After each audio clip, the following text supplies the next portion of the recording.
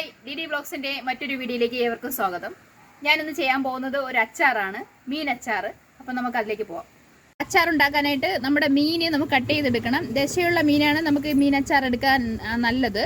അതായത് നെയ്മീൻ, മോത, കേര അങ്ങനെയൊക്കെയുള്ള മീൻ. അപ്പോൾ നമുക്ക് ഈ മീൻ ചെറിയ ചെറിയ കഷ്ണങ്ങളായി കട്ട് ചെയ്തെടുക്കാം.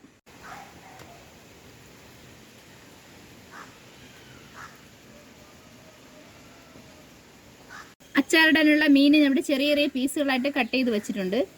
പീസുകളായിട്ട് വെച്ചിരിക്കുന്ന മീനിലേക്ക് നമുക്ക് കുറച്ച് മഞ്ഞൾപ്പൊടി, കുറച്ച് മുളക് പൊടി,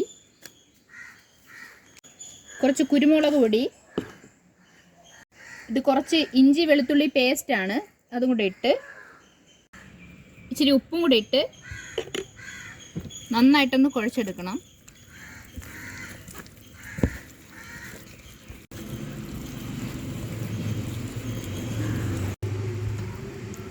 അപ്പോൾ ഈ മീൻ മസാലയൊക്കെ ചേർത്ത് വെച്ചിട്ടുണ്ട്. ഇത് മസാലയൊക്കെ ഒന്ന് പിടിച്ച് വരാനായിട്ട് നമ്മളൊരു അരമണിക്കൂർ ഒന്ന് അടച്ച് വെച്ച് റെസ്റ്റിന് വെക്കണം.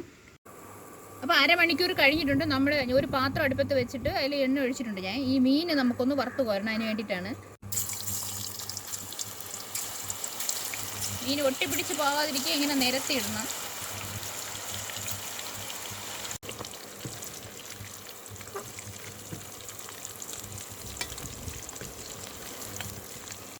അപ്പോൾ അവിടെ ആദ്യത്തെ ബാച്ച് മീൻ വറുത്ത് വന്നിട്ടുണ്ട്. അപ്പോൾ നമുക്കിതൊന്ന് കോരിയെടുക്കാം.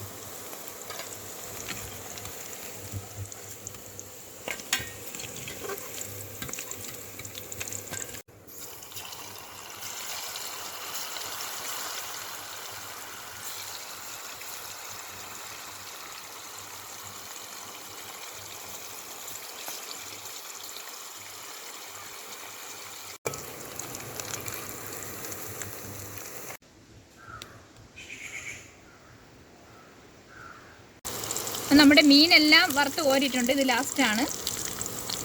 ഇത് മീനെല്ലാം നമ്മൾ നന്നായിട്ട് വറുത്ത് കോരിയിട്ടുണ്ട്.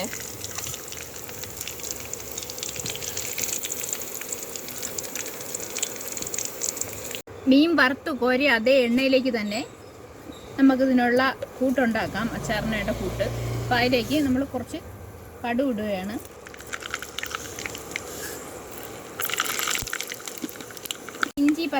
ഇഞ്ചി വെളുത്തുള്ളി പേസ്റ്റ് ഇത് ചതച്ചതാണ്.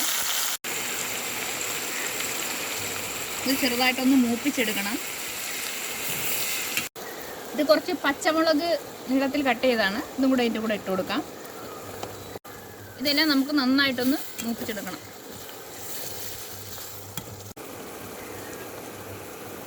അപ്പോൾ കുറച്ച് കറിവേപ്പില കൂടെ ഇട്ട് കൊടുക്കാം. ഇതിൽ ഇഞ്ചി, പച്ചമുളക്, കറിവേപ്പില ഇതെല്ലാം കൂടെ നന്നായിട്ടൊന്ന് മൂപ്പിച്ചെടുക്കണം.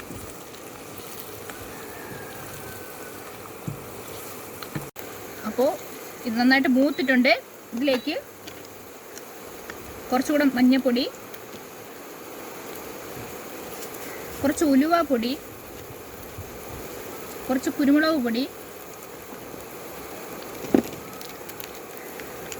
കുറച്ച് മുളക് പൊടി, ഒരു 2 സ്പൂൺ മതി. പിന്നെ ഇത് ചതച്ച് വെച്ചിരിക്കുന്ന മുളകാണ്, ചതച്ച മുളക്, അതും കൂടെ ഇതിൽ ചേർക്കും.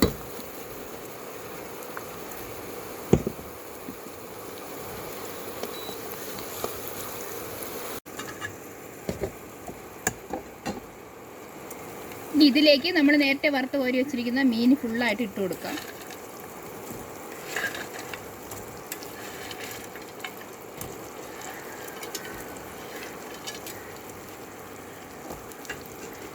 ഇതെല്ലാം കൂടെ ഒന്ന് മിക്സ് ചെയ്യണം.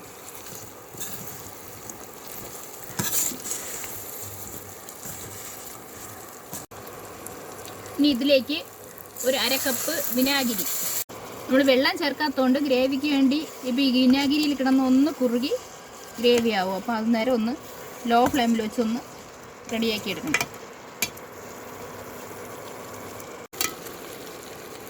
അപ്പം നമ്മുടെ അച്ചാർ ഇവിടെ റെഡി ആയിട്ടുണ്ട്, മീനച്ചാർ. അപ്പോൾ നമുക്ക് ഇത് കേടുകൂടാതെ, ഒരുപാടൊക്കെ ഉണ്ടാക്കണവർക്ക് കേടുകൂടാതെ സൂക്ഷിക്കാൻ ചെറിയ ജാറിലൊക്കെ അടച്ച് വയ്ക്കുക. ഇത് നമുക്ക് ഇപ്പോൾ കുറച്ച് ദിവസത്തേക്ക് വരുള്ളൂ. അപ്പം ഇത് നമ്മൾ ഇതിൻ്റെ ടേസ്റ്റ് ഒന്ന് നോക്കാം. അപ്പോൾ നമ്മുടെ മീൻ അച്ചാർ ഇവിടെ റെഡി ആയിട്ടുണ്ട്. അപ്പോൾ ഞാൻ ഈ ദോശയിലൂടെയാണ് ഈ അച്ചാർ ഒന്ന് ടേസ്റ്റ് ചെയ്യാൻ പോണത്. അപ്പം നമുക്കിതൊന്ന് ടേസ്റ്റ് ചെയ്ത് നോക്കാം.